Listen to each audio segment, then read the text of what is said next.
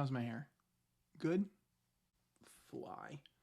Hey, it's Ricky from All Sorts of Words, and I'm really using my channel's All Sorts of Words to talk about something literary and interesting that I've been thinking about lately, as two ostensibly different situations are playing out in front of us in real time. We have a movie that is sweeping the nation. First billion-dollar franchise ever by a female director. That's exciting. But it's blown up the movie theater scene. And even if you don't like it, you still have to kind of form an opinion on it because at this point it's now cultural and everybody's weighing in.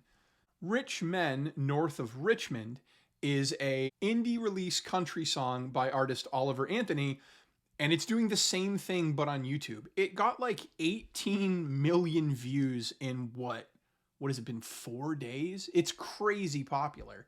And again, even if you don't like it, because it's cultural now, you have to form an opinion on it because that's just kind of the way social human beings work.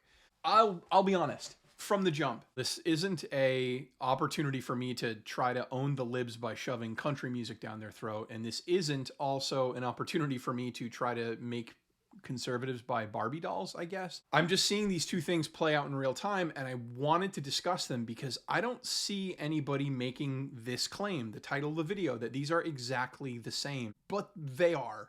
We're going to do a little test. So I'm going to talk about one of these two things right now.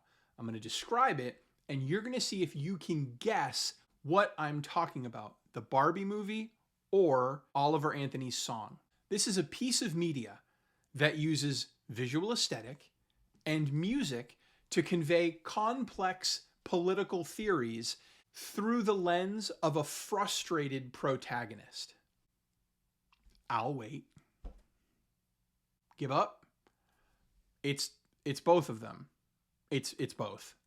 Barbie is a pop movie about a female who runs afoul of the patriarchy and through expression of dissatisfaction changes both her world and ours while selling people on a political idea. Oliver Anthony's Rich Men North of Richmond is the exact same thing. It is a frustrated protagonist conveying how they see the world and some of the things that frustrate them. But the discourse over both of them is so wild. I've had really liberal people in my life get frustrated over the popularity of Anthony's take on obesity and taxes and the welfare state, to the point where they're kind of dismissing what the song is really about in its core because they take umbrage with those specific viewpoints. On Barbie's side, I've had people tell me I don't like the movie, I don't want to watch the movie because it has specific viewpoints on how women's roles in societies are portrayed. But in both of those examples, I keep hearing the same words over and over again, which is what prompted me to make this video. It's not for me. Richmond, North of Richmond, that hillbilly stuff, it's not for me. Barbie? That patriarchy smashing woke nonsense, not for me. And so I've had that phrase stuck in my teeth for the last week or so, ever since Anthony's song went mega viral. What do you mean it's not for you? Not for you, I find, to only go one of two ways. Either one, the assembly of all the parts that make the piece of art in which we are discussing are all distasteful to me. So in a Gestalten view, it is entirely not to my taste, which is exceedingly rare that someone vocalizes it that way. Or more rather, it's that has messaging and politics I don't like, it's not for me. And you know, for those of you tuning in for the very first time, so I'm a college professor part-time and I work at a college full-time. And my job, the way I see it, isn't to push a political agenda on students. It is to just confront them with the world around them and have them think about it. So I know a lot of people have given college a bad rap in that you go there to get indoctrinated. I'm telling you, I'm not doing any indoctrinating. I'm struggling just to get people to step outside of their box and look at stuff anymore. It's not that like students are corrupted and I'm trying to save them, or students need corrupting and so here I am to affect their brains. All I'm trying to do is get people to examine the world around them and try to lend a little understanding to the people that are speaking.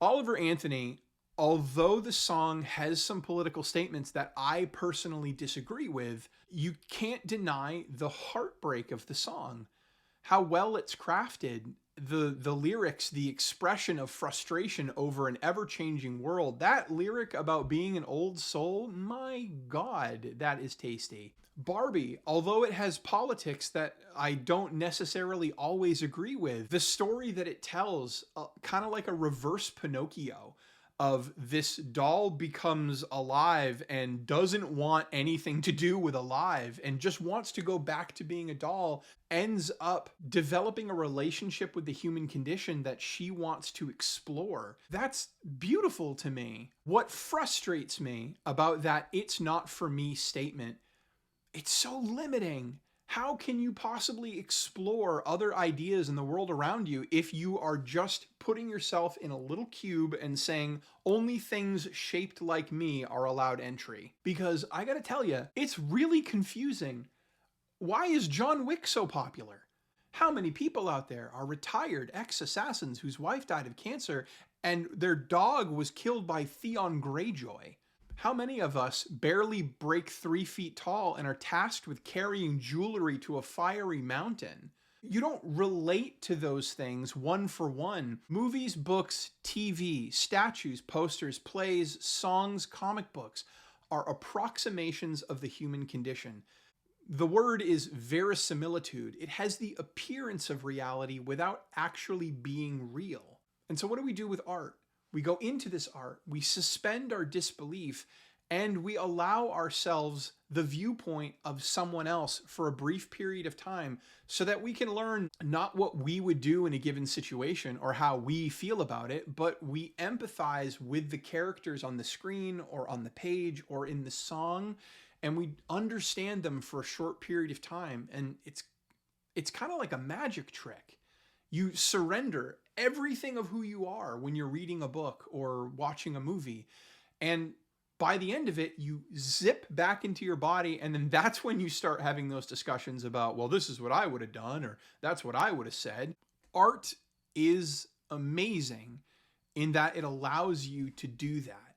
You can suspend who you are and enjoy someone else for a short period of time. There's actually been studies done that reading gives you emotional regulation in bursts because reading is an exercise of turning yourself off and absorbing a narrative through another character. This Oliver Anthony song is no different. So for people out there that hear the politics in the song and it pisses them off, I would challenge you to reevaluate how you're participating with music. Because if you're doing it here, you're doing it elsewhere. Try to just shut yourself off and enjoy the narrative as it's presented. Make up your ideas after the fact, but to blanket state it's just not for you, that's not fair. It's not fair to the artist and it's not fair to you either. And for the Barbie people out there, I'm asking the same thing. Shut yourself off and just absorb the movie through the lens of the main character, and at the end, draw your own conclusions. But again, this "it's not for me" nonsense, I don't buy it. If it's art, if it's made by human beings, it is for you. I don't care what the topic is. If it's a conservative movie about putting Christ back in Christmas, there is value in it for someone that is not Christian, white, or conservative. You can see the world through a different lens and temporarily at least understand why someone feels the way they do. If there is a movie about feminism and the frustrations of being a modern woman, even if you aren't a woman or modern or alive, oh God, are dead people watching this? There's still value in experiencing that through someone else's eyes. I don't know, like, my favorite things in the world are things that I am not.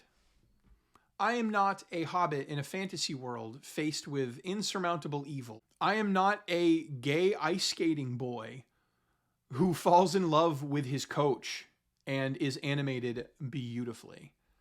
I'm not Batman, man. I'm not a billionaire who experienced the death of his parents. I'm not any of those things. I'm just me. But those stories are approximations of the human experience, and we relate to them because there are relatable elements to them. The Hobbit's about not giving up and putting yourself out there and experiencing the wonder of the world. Batman's about grief and learning to be so good that you'll never let that grief hurt you again. Rich Men North of Richmond is about frustration and sadness in an ever changing world you don't feel like you belong in. And Barbie is about frustration and sadness in an ever changing world you don't feel like you belong in. It's the same thing. If you would recommend Richmond North of Richmond to someone who you know doesn't politically align to that song, but the power of the music moves you to recommend it anyway, then yeah, you're on the right track. Now you just need to be receptive when someone else recommends something to you. Like Barbie. It's actually really funny.